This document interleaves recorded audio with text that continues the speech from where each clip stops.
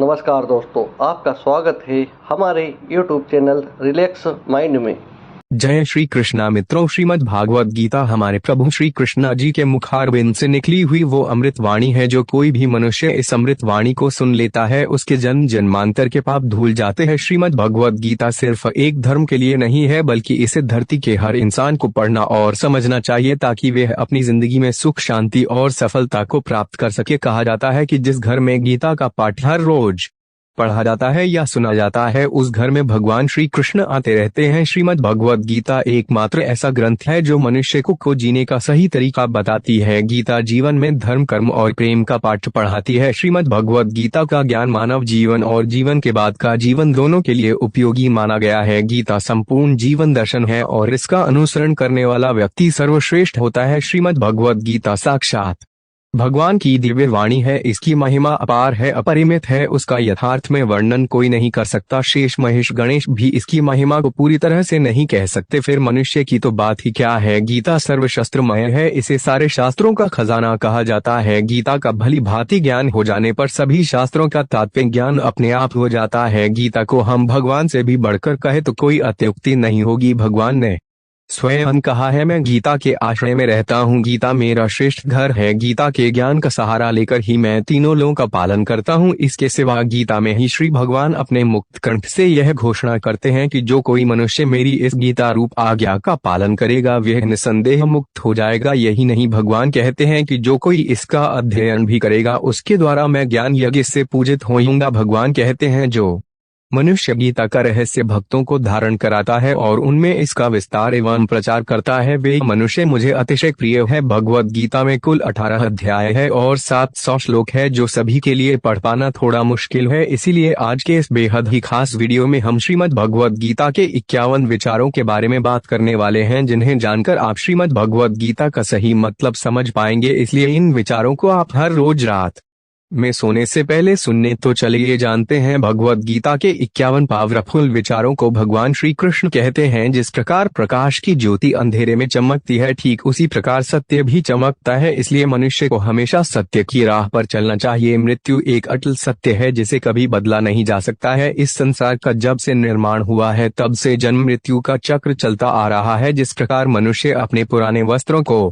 त्याग कर नए वस्त्र धारण करता है ठीक उसी प्रकार आत्मा पुराने व्यर्थ शरीर को त्याग कर नए शरीर को धारण कर करती है। यह प्रकृति का नियम है। इस सत्य को स्वीकार करके भयमुक्त होकर आज में जीना चाहिए। ज्ञानी व्यक्ति ना तो मरने वाले का शौक करते हैं और ना ही उनका शौक करते हैं जो अभी जिंदा है, क्योंकि वे जानते हैं जो मर गया वे फिर से जन्म लेगा और जो जिंदा है वे एक दिन जरूर मरेगा। कर्म ही सबसे बड़ा धर्म है। भगवान श्री कृष्ण गीता में अर्जुन को उपदेश देते हुए कहते हैं, व्यक्ति कर्म करने के लिए ही पैदा हुआ है और बिना कर्म किए कोई रह नहीं सकता। मनुष्य को परिणाम की चिंता किए बिना अपने कर्तव्यों का पालन करना चाहिए। हमेशा अच्छे कर्म करने चाहिए, क्योंकि कर्म वे फसल है जिसे इंसान को हर हाल में काटना ही पड़ता है। क्रोध मनुष्य को नरक की ओर ले जाने वाला द्वार है। क्रोध करने से व्यक्ति का मन अशांत हो जाता है, वे आवेश में आकर कई बार अपना ही नुकसान कर बैठता है। भगवान श्री कृष्ण कहते हैं, मनुष्य को क्रोध करने से बचना चाहिए। कितना भी गुस्सा आए स्वयं को शांत रखने का प्रयास करें। इस संसार में आज जो तुम्हारे पास है कल वे किसी और का था, परसों वे किसी और का होगा। तुम यहाँ खाली हाथ आए थे और खाली हाथ जाओगे। मन पर नियंत्रण रखना जरूरी है। मनुष्य का मन वायु की तरह चंचल है। यह मन ही है जो मनुष्य को काम वासनाओं की तरफ भटका रहता है। अगर जीवन को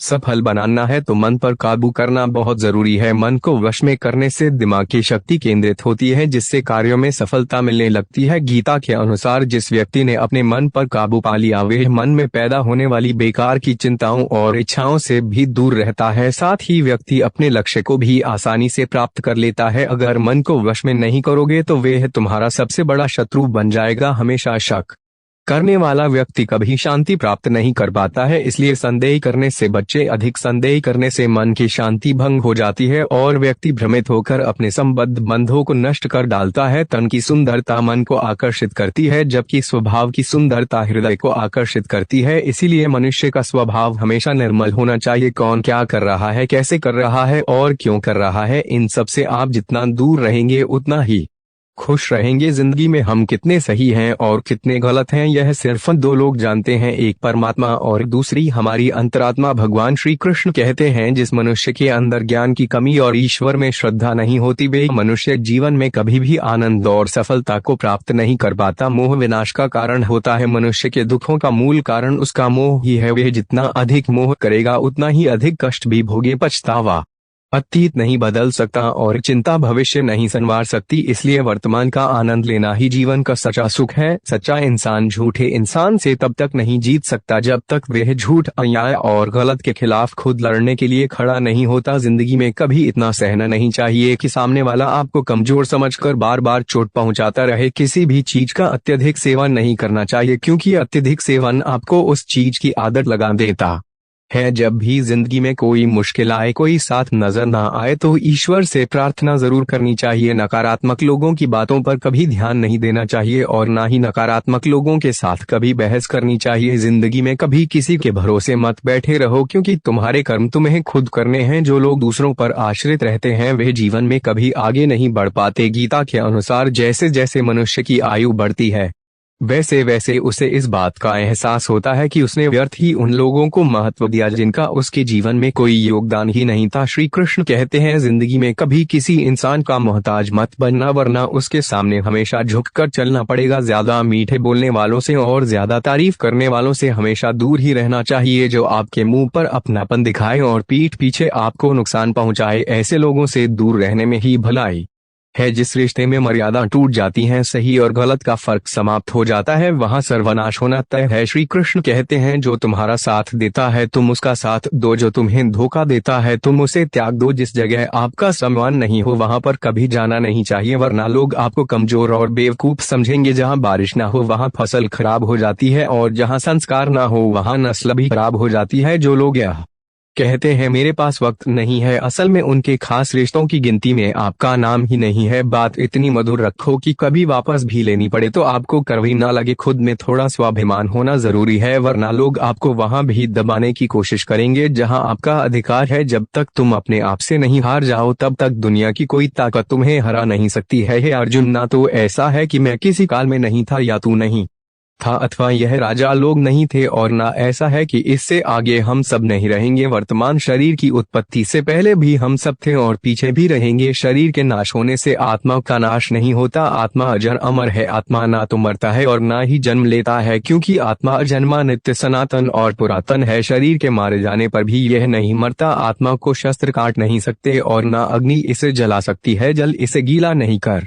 सकता और ना ही वायु इसे सुखा सकती है। भगवान कहते हैं जो मनुष्य सुख और दुख में शांत रहता है, जिसके राग, भय और क्रोध नष्ट हो गए हैं, जो मनुष्य शुभ और अशुभ वस्तु को पाकर ना प्रसन्न होता है और ना द्वेष करता है, जिन्होंने अपनी इंद्रियों को वश में कर लिया है, वह स्थिर बुद्धि मनुष्य मुनि के समान है। ऐसा मनुष्य स्थिर चित्त और इंद्रियों को वश में करके ज्ञान द्वारा परमात्मा को प्राप्त करके हमेशा संतुष्ट रहता है। कमजोर तुम नहीं, तुम्हारा वक्त है और वक्त सबका बदलता है। तुम बस अपना कर्म करते जाओ। जिसने कभी संकट नहीं देखा उसे अपनी ताकत का कभी एहसास नहीं होगा। जो दूसरों की तकलीफों को समझते हैं, जिनमें दया है, जो दिल से अच्छे हैं, उन्हें दोबारा जन्म नहीं लेना पड़ता है। किसी को कुछ देकर घमंड मत कर, क्या पता तू दे रहा है या पिछले जन्म का कर्ज चुका रहा है। घमंडी मनुष्य का वंश, वैभव और प्रतिष्ठा तीनों ही चले जाते हैं। विश्वास ना हो तो रावण, कौरव और कंस को देख लो। किसी पर विश्वास करना हो तो उनकी बातों पर नहीं उनकी हरकतों पर ध्यान दो। गुस्से के वक्त थोड़ा रुक जाने से और गलती के वक्त थोड़ा झुक जाने से जिंदगी और भी आसान हो जाती है। भगवान श्री कृष्ण कहते हैं जो मनुष्य मुझे जान लेता है वह जन्म मरण के बंधनों से मुक्त हो जाता है। जो मनुष्य भगवत गीता को पढ़कर उस पर अमल करता है उसके सारे दुष्कर्म का प्रभाव समाप्त हो जाता है। जो भाग्य में है वह भाग कर आ और जो भाग्य में नहीं है वे हाकर भी भाग जाएगा। जैसे हवा के झोंके नाव को भटका देते हैं वैसे ही मनुष्य की इच्छाएं बुद्धि को भटका देती है। यह संसार मेरी ही माया है, यह संसार मुझसे ही उत्पन्न हुआ है, मैं ही इसका पालन पोषण करता हूँ और मैं ही इस सृष्टि का विनाश करता हूँ। मैं भूत, वर्तमान और भविष्य के सभी प्राणियों को जानता हूँ लेकिन वास्तविकता में मुझे कोई नहीं जानता। समझदार व्यक्ति जब संबंध निभाना बंद कर देता है तो समझ लेना चाहिए उसके आत्मसम्मान को कहीं न कहीं ठेस अवश्य पहुंची है। प्रेम सदैव माफी मांगना पसंद करता है और अहंकार सदैव माफी सुनना पसंद करता है। कर्म ही तुम्हारी पहचान है, वरना एक नाम के यहाँ हजारों इंसान है। अच्छे कर्म करने के बावजूद भी लोग केवल तुम्हारी बुरी बातें ही याद रखेंगे, इसलिए लोग क्या कहते हैं इस पर कभी ध्यान मत दो। जितना हो सके खामोश ही रहना अच्छा है, क्योंकि सबसे ज्यादा गुनाह इंसान से उसकी जुबान ही करवाती है। किसी को धोखा देना एक कर्ज है जो आपको किसी और के हाथों एक दिन जरूर मिलेगा। एक अच्छी नजर वही है जो सिर्फ अपनी कमियां और दूसरों के गुण तलाश करती है। कभी उस व्यक्ति पर भरोसा मत करो जो वक्त के साथ स्वभाव बदल लेते हैं। जीवन में कभी किसी से अपनी तुलना मत करो, तुम जैसे हो सर्वश्रेष्ठ हो। सबको अपना जीवन बदलने के लिए समय मिलता है, परंतु समय बदलने के लिए दोबारा जीवन नहीं मिलता है। जो होने वाला है वह होकर रहता है और जो नहीं होने वाला है वह कभी नहीं होता। ऐसा निश्चय जिनकी बुद्धि में होता है उन्हें चिंता कभी नहीं सताती है। अच्छी नियत से किया गया काम कभी व्यर्थ नहीं जाता है और उसका फल आपको जरूर मिलता है। जीवन की सबसे बड़ी गलती वही होती है जिस गलती से हम कुछ सीख नहीं पाते हैं। तुम आज जो भी कर्म कर रहे हो उसका फल तुम्हें कल प्राप्त होगा, और आज जो तुम्हारे पास है वह तुम्हारे द्वारा किए गए कर्मों का फल है। भगवान श्री कृष्ण कहते हैं कर्म योग ही वह योग है जिसके माध्यम से हम अपनी जीवात्मा से जुड़ पाते हैं। कर्म योग हमारे आत्मज्ञान को जागृत करता है। इसके बाद हम न केवल अपने वर्तमान जीवन के उद्देश्यों को बल्कि जीवन के बाद की अपनी गति का पूर्वाभास प्राप्त कर सकते हैं। इस योग में कर्म के द्वारा ईश्वर की प्राप्ति की जाती है। श्रीमद् भगवद गीता में कर्म योग को सर्वश्रेष्ठ माना गया है। गृहस्थ और कर्मठ व्यक्ति के लिए यह योग अधिक उपयुक्त है। कर्म योग सिखाता है कि कर्म के लिए कर्म करो, आसक्ति रहित होकर कर्म करो। कर्म योगी इसीलिए कर्म करता है कि कर्म करना उसे अच्छा लगता है और इसके परे उसका कोई हेतु नहीं है। कर्म योगी कर्म का त्याग नहीं करता, वे केवल कर्म फल का त्याग करता है और कर्म जनित दुखों से मुक्त हो जाता है। उसकी स्थिति इस संसार में एक दाता के समान है और वे कुछ पाने की कभी चिंता नहीं करता। वह जानता है कि वह दे रहा है और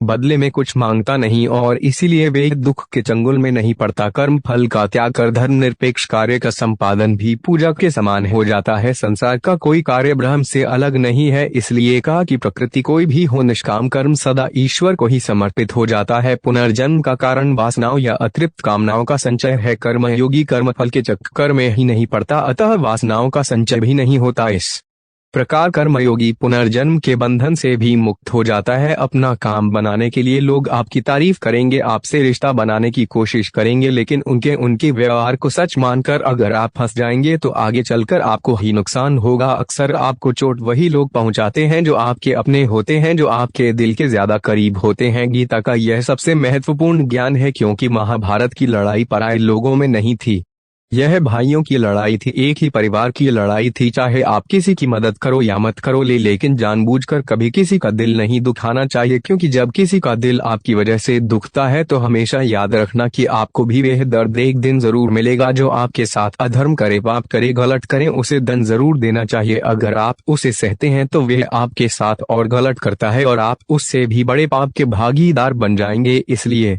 ज्ञानी व्यक्ति को चाहिए कि वह अपने साथ हो रहे गलत का विरोध करना सीखें। जीवन में कभी वे मत करो जो लोग करते हैं, हमेशा वही करो जो तुम्हारे लिए सही है। भगवान श्री कृष्ण कहते हैं, जो इंसान अपनी रक्षा खुद नहीं कर सकता या फिर अपनी रक्षा करने का प्रयास भी नहीं करता, ऐसे मनुष्यों की रक्षा भगवान भी नहीं करते। जो इंसान खुद के महत्व को नहीं जानता, वैसे इंसान को कोई भी महत्व नहीं देता है। बुरा इंसान कभी अपनी बुराई नहीं छोड़ता, आप चाहे उसके साथ कितना भी अच्छा चलो, वह आपको तकलीफ जरूर देगा। इसलिए जो जैसा है उसके साथ वैसा ही व्यवहार करना चाहिए। जो इंसान समय की कदर नहीं करता, समय भी उस इंसान की कदर कभी नहीं करता है, और वैसा इंसान जीवन में कभी भी सुख, शांति और सफलता को प्राप्त नहीं कर पाता है। संगति का मनुष्य के जीवन पर बहुत गहरा प्रभाव पड़ता है। अच्छा इंसान अगर बुरे लोगों के संगत में रहेगा तो वह भी एक दिन बुरा बन जाएगा। इसलिए हमेशा अच्छे लोगों के संगत में रहे। इस दुनिया में परमात्मा के सिवा किसी को अपना मत समझो, यहाँ कोई अपना नहीं है, क्योंकि जब दुनिया के सारे रास्ते बंद हो जाते हैं तो ईश्वर की तरफ जाने वाला रास्ता हमेशा खुला रहता है। इस दुनिया में हारे हुए इंसान की, तकलीफ में बड़े हुए इंसान की कोई मदद नहीं करता, और अगर कोई इंसान थोड़ा सा सफल हो जाए तो उससे कोई खुश नहीं होता। इसलिए अपना दुख किसी को बताओ मत और अपनी खुशी किसी के आगे जता मत। मनुष्य का आहार हमेशा सात्विक और संतुलित होना चाहिए। जिस इंसान को यह समझ नहीं है कि क्या खाना चाहिए, कितना खाना चाहिए, कहाँ खाना चाहिए और कैसे खाना चाहिए, वह परमात्मा को कभी नहीं पा सकता। भगवान श्री कृष्ण कहते हैं, जिस प्रकार समुद्र की स्थिति अचल है, भारी से भारी आंधी तूफान आने पर या अनेक नदियों के जल प्रवाह उसमें प्रविष्ट होने पर भी वे अपनी स्थिति से विचलित नहीं होता, मर्यादा का त्याग नहीं करता, उसी प्रकार परमात्मा के स्वरूप में स्थित योगी की स्थिति भी सर्वथा अचल होती है। बड़े से बड़े सांसारिक सुख दुखों का सहयोग वियोग होने पर भी उसकी स्थिति में जरा भी अंतर नहीं पड़ता। वह योगी परमात्मा में नित्य निरंतर अटल और एक स्थित रहता है। जो मनुष्य संपूर्ण कामनाओं को त्याग कर ममता रहित, अहंकार रहित और स्परिहार रहित होकर विचरण करता है, वही मनुष्य शांति को प्राप्त कर पाता है। जो मनुष्य श्रद्धा भाव से मेरी भक्ति करता है, मैं उसे वे हर चीज देता हूँ जो उसके पास नहीं है, और जो उसके पास है मैं उसकी रक्षा भी करता हूँ। जो मनुष्य मुझसे परम प्रेम करके इस परम रहस्य युक्त गीता शास्त्र को मेरे भक्तों में कहेगा, वे हम मुझको ही प्राप्त होगा, इसमें कोई संदेह नहीं है। उससे बढ़कर मेरा प्रिय कार्य करने वाला मनुष्यों में कोई भी नहीं है, तथा पृथ्वी भर में उससे बढ़कर मेरा प्रिय दूसरा कोई भविष्य में होगा भी नहीं। जो मनुष्य श्रद्धा युक्त दोषों से रहित होकर इस गीता शास्त्र का श्रवण भी करेगा, वे भी सभी पापों से मुक्त होकर मेरे परमधाम को प्राप्त होगा। मित्रों, आपको यह वीडियो अच्छा लगा हो तो चैनल को सब्सक्राइब